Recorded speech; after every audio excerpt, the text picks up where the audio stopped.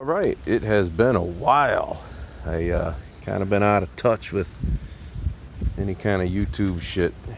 Here we got my 98 Lincoln Town Car 4.6. I had an overheating issue the other day. I did a intake manifold about 3 months ago, maybe 4 months ago. Came with a thermostat. Figured, okay, we're good. Yeah, the thermostat wasn't working, so I pulled the old thermostat out and tested it, and it did not open up.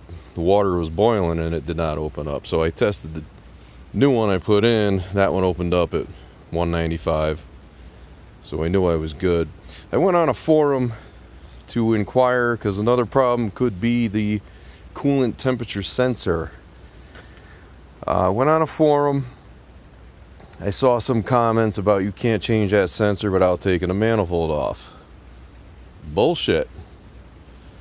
Here, I did it already. I didn't do a video, but I'll explain. You take this cover off, right? There is a plastic air box under here. It's got an 11 millimeter nut on a stud right there and a hose clamp. You pull that off.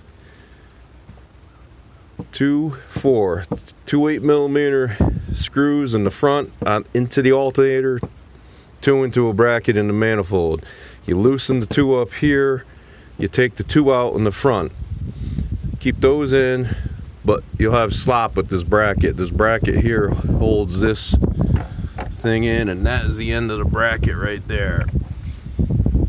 2 10 millimeter bolts down here.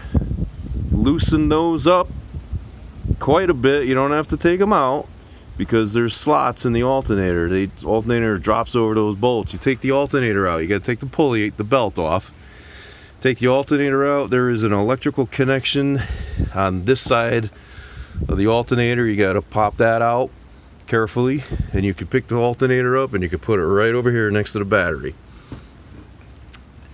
Underneath, and you could almost see it, this wire right here goes to that sensor. It is in a tight spot, but you do not have to take the intake manifold off. What I did was took a 3/4 socket. I cut it down because the manifold is right there, but you can just enough to get this on. I don't know how long this is, but I cut it down to fit. And you got just enough room to slide that on over the socket. You can put your 3/8 drive long extension in there, not all the way, enough to grab it. And that sensor, 193,000 miles on my car, that sensor was very loose. Okay, it's a brass, the sensor's brass, the threads, it goes into an aluminum head. What you want to make sure, if you can see down inside that socket, it's clear deep down inside. So I tried putting this socket on. Not the case, it's got a shoulder in there. You want to avoid one with a shoulder. You got an old, hey, listen, this is a Craftsman, it's a good one, but I got 1.75 sockets.